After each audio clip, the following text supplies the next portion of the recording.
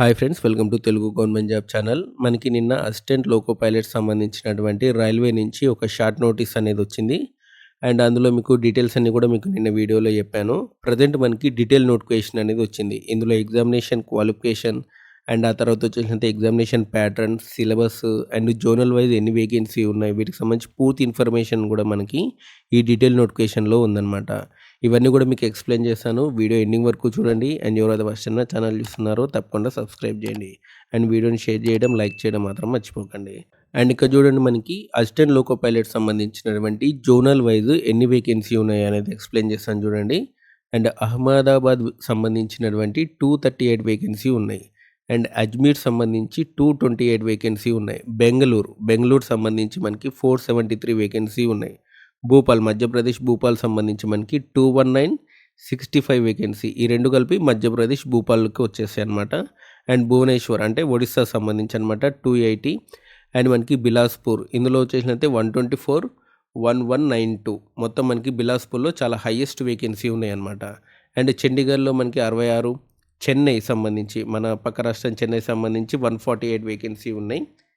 And ఆ తర్వాత మనకి గోరఖ్పూర్ సంబంధించి 43 వేకెన్సీ ఉన్నాయి. అండ్ ఆ తర్వాత వచ్చేసినది మనకి గౌహతి అనమాట. గౌహతి సంబంధించి మనకి 62 వేకెన్సీ ఉన్నాయి. జమ్మూ శ్రీనగర్ 39 వేకెన్సీ ఉన్నాయి. కోల్కత్తా 254 ఉన్నాయి. అండ్ కింద 91. ఈ రెండు కూడా కలిపి కోల్కత్తా కిందకు వస్తాయి. అండ్ మాల్దా సంబంధించి 164, 56. ఈ రెండు కూడా మాల్దా కిందకు వస్తాయి. అండ్ ముంబై వచ్చేసినది మనకి 26, 110 అండ్ 411. ఇవన్నీ కూడా మనకి ముంబై కిందకు వస్తాయి అనమాట. ఓకే. అండ్ ఆ తర్వాత వచ్చేసినది మనకి ముజఫర్పూర్ అనమాట. 38 వేకెన్సీ ఉన్నాయి. పాట్నా 38 వేకెన్సీ ఉన్నాయి. ప్రయాగరాజ్ సంబంధించి 241, 45 వేకెన్సీ. ఈ రెండు కలిపి ప్రయాగరాజ్లో ఉన్నాయి. అండ్ రాంచీ సంబంధించి 154 ఉన్నాయి. సికింద్రాబాద్లో చూడండి 199, అంటే దాదాపు 200 వేకెన్సీ ఉన్నాయి. అండ్ ఆ తర్వాత మనకి 559. ఈ రెండు కలిపి మనకి సికింద్రాబాద్ జోన్లో ఉన్నాయి. తెలుగు రాష్ట్రాల వాళ్ళైతే ఫస్ట్ సికింద్రాబాద్ అనేది చూజ్ చేసుకోండి. టోటల్గా మనకి ఎన్ని వేకెన్సీ ఉన్నాయంటే దాదాపు మనకి 759 వేకెన్సీ ఉన్నాయి. 758 వేకెన్సీ ఉన్నాయి అన్నమాట టోటల్గా మనకి సికింద్రాబాద్ జోన్లో. అండ్ సిలిగురి సంబంధించి 67, తిరువనంతపురం 70 అనమాట. టోటల్గా 5696.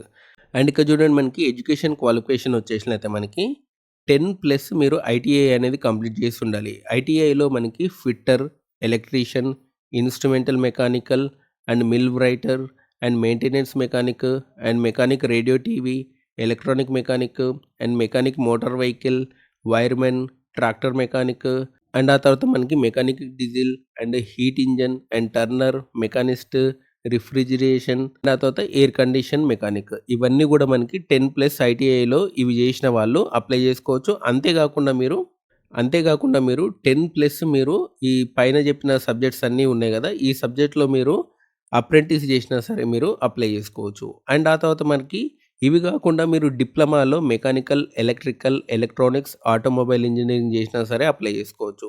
ఇదే ఫీల్డ్లో మీరు ఇంజనీరింగ్ చేసినా సరే మీరు అప్లై చేసుకోవచ్చు. ఓకేనా. సేమ్ ఫీల్డ్స్లో ఇంజనీరింగ్ చేసినా సరే మీరు అప్లై చేసుకోవచ్చు.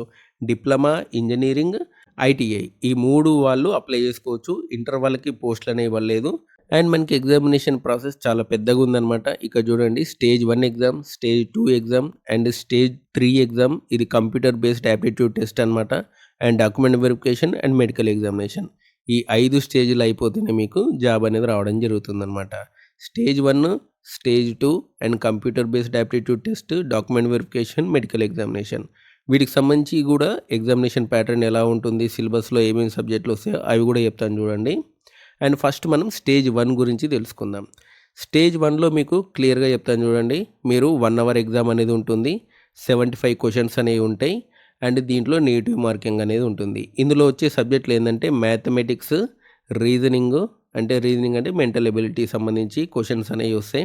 అండ్ మీకు సిలబస్ కూడా నీట్గా ఇచ్చారు చూడండి. ఏమేమి సబ్జెక్టులు చదవాలని, మ్యాథమెటిక్స్, మెంటల్ ఎబిలిటీ ఏమేమి చదవాలి సబ్జెక్ట్స్, అవి కూడా మీకు క్లియర్గా నోటిఫికేషన్లో ఇచ్చారు. అండ్ ఆ తర్వాత వచ్చేసిన మనకి జనరల్ సైన్స్, జనరల్ అవేర్నెస్ అనమాట. జనరల్ సైన్స్ సంబంధించి physics, chemistry, life science 10th స్టాండర్డ్లో చదవాలి. General awareness, current affairs, sports, culture ఇవన్నీ చదవాలి.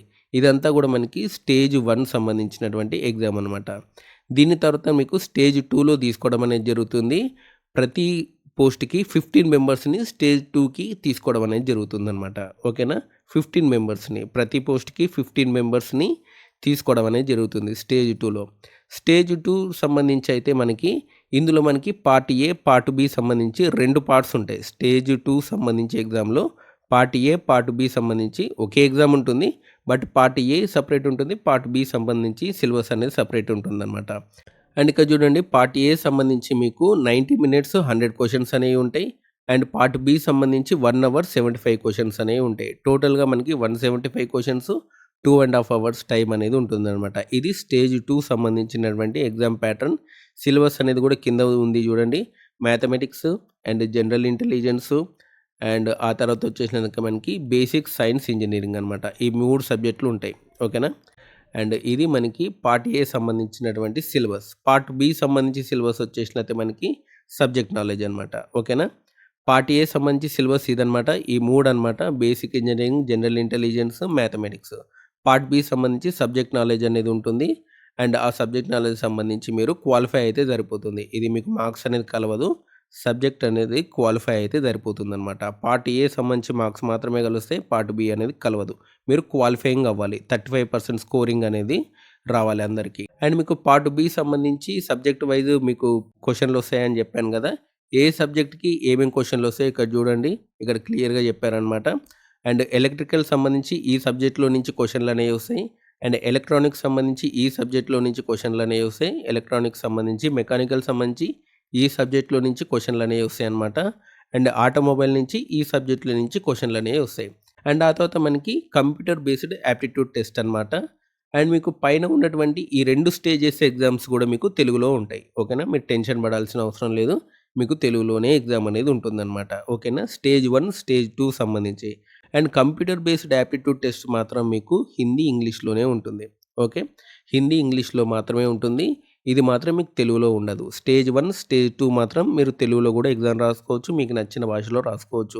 హిందీలో రాసుకోవచ్చు, ఇంగ్లీష్‌లో రాసుకోవచ్చు, తెలుగులో కూడా రాసుకోవచ్చు.